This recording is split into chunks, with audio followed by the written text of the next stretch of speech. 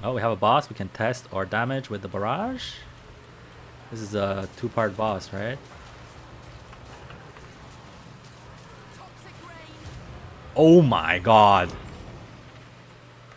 Hello, what's up guys? Welcome to a new video. As you can see, for the last week I've been playing the Tri-Elemental Gas Arrow Deadeye and I have been making some upgrades. Notably, I got my Headhunter, as you can see in the title of the video. This is mainly used to help me really just increase the clear speed of Breach and having more fun with the game overall. Other than that, I made a big upgrade to my bow. I got this bow for 5 divines and it has a tier 9 lightning, tier 9 fire, although the fire damage has a very low roll on the high end, and also a tier 8 cold damage. The good thing about this is it has plus 2 arrows, so one on the implicit and one on the suffix.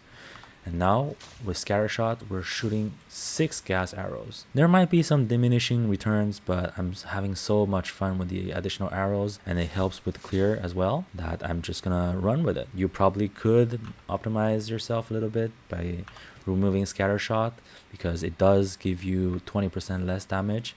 If you remove it and check the explosion damage, I'm at 27,000 DPS, and if I have Scattershot, it's 17. Honestly, I'm just having so much fun with the additional arrows. I'm just keeping it, and it's overall not too bad of a DPS difference. So let's go over the gear. I am trying still to cap my Chaos Res. I have still been switching gears around and haven't capped my Chaos Res. I think if I get a new helmet and change the ruined chaos res and then put a chaos res over here and maybe get a better boots over here, more movement speed and more chaos res, and I'll be chaos res cap. Overall, I got a new amulet and the gloves for more resistance and evasion, and that's pretty much it. And another ring as well for some mana gain on kill. And I believe this one is still the same quiver as last week. Right now I'm currently level 91 and I have 69% evasion rating with acrobatics. So this is with acrobatics, and if I stack up my tailwind, I will be at 74% evasion, which is pretty good, pretty decent. I can still upgrade my body armor for even more evasion. I've also made some adjustment to the gems, removing tornado shot for the memes and using barrage. As you can see in the beginning of the video, barrage has been buffed and it's a really good skill in combination with gas arrow for bosses, because you can just stack more gas in a very short amount of time to burst the boss at the beginning of the fight. So if I press Q for barrage and then we are repeating our attacks 3 times, and in a short burst of time I can do it one more time with the 2 cooldown with the second wind support. I'm also using rain of arrows. This is only here for the exposure. So this one, it says this will inflict fire exposure on igniting enemies, lightning exposure on shocking enemies, and cold exposure on critical hit with cold damage.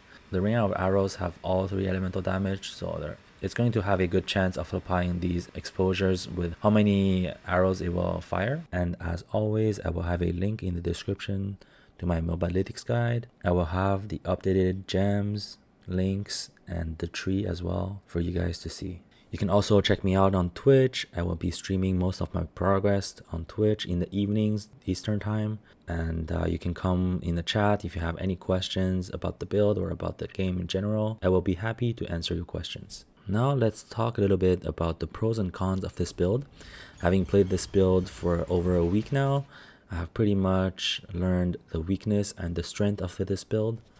First, let's talk about the pros. This build is very budget friendly, I would say, compared to the overall endgame builds. And as you can see, the elemental bows are much cheaper than the physical bows, which will help us gear our character on a budget. And having played this build from T1 to tier 15, I can say that this build clears tier 15 comfortably. And it is a lot of fun having shatters, and it has been an absolute blast having the Hero of Ice explosions and just clearing screens and breaches with the Headhunter. And you can use this build to transition to an endgame build, which I will talk about later on. Now let's talk a little bit about the cons. It's a bit nitpicking at this point, but I will still mention it. The problem is the scaling. Currently, I think in PoE 2, it is very difficult to scale all 3 elements at the same time. It seems like the devs really want you to scale one element at a time. So whether fire, cold, or lightning. On the tree, there's not a lot of nodes or passives that gives you a ton of damage or penetration, especially for all 3 elements. So for fire elements, you get extra penetration on the tree, but for cold, same thing with cold and lightning. But if you want to do penetration for all 3 elements, you only have one node on the tree that gives penetration. In addition to that, there's a lack of curses. In PoE 1, there's curse such as elemental weakness that removes all 3 elemental resistances from the enemies. But currently in PoE 2, we only have curses that removes fire or lightning or cold resistances. Similar to the resistances problems, there's a problem when you are scaling all 3 elements and separating your damage into 3 elements. The hits you do on the enemies with each element is a bit lower, and it's quite difficult to apply a consistent element if the enemies are tanky or have more life. And if you have mods on the map such as increased life, increased elemental resistances, you will have a hard time applying the elemental elements. Comparing a build which scales fire entirely or scales cold entirely, they have a lot of elemental penetration in their passive tree that will help with the elemental resistances and help applying their elemental element. And one last thing I want to talk about is the use of the unique ring to help us shatter the enemies. It is a wonderful quality of life to have in this game, but it is costing us a ring slot. And ring slot can be very, very good in this game, especially when the stats for rare items are much better compared to unique items. So how do we solve these cons of this build? 2 other late game builds I find really, really good for you to transition if you want to. But before that, I just want to talk a little bit about defenses in this build. So if you reach the point where I am, you are relying mostly on acrobatics to dodge, but they can be troublesome as you encounter more and more difficult mobs and roll more difficult mods on your map as well. And there have been some interesting defenses that people are using on Ranger to help with our survivability. One is by Palstrom. He uses Grim Harvest to stack energy shield, so we will be having a lot of energy shield, and by abusing the Grim Harvest buff that gives us overflow on our energy shield, we can increase our hit pool by quite a lot. You can check out his video for more details. And the second option we have is Rutu. He uses Olros Flask. It adds the excess life recovery as guard for 10 seconds when you use the flask.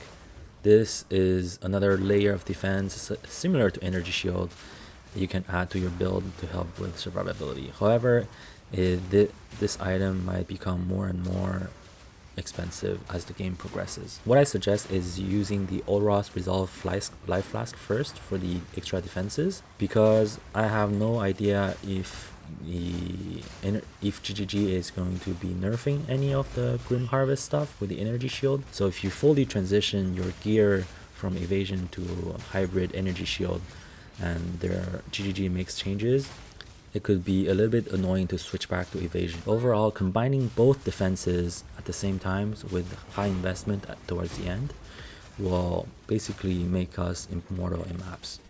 Now let's talk about the ultra high investment, the juicy part where you want to spend divines and divines onto your build.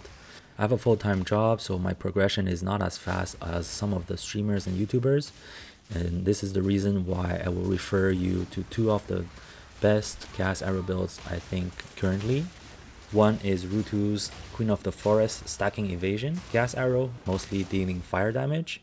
And if you want to still shatter enemies, you can use the code conversion Gas Arrow build from Ali. She uses the unique item Blue Flame Bracers to convert most of the fire damage to cold damage, so we scale cold damage instead. I think both builds are wonderful because it solved the previous issue that I have mentioned about scaling all 3 elemental damage being very difficult in PoE 2. So now for Rutu's build, you just focus on fire damage, and for Ali's build, you focus on scaling cold damage. Both will use a very, very expensive, big physical bow at the end.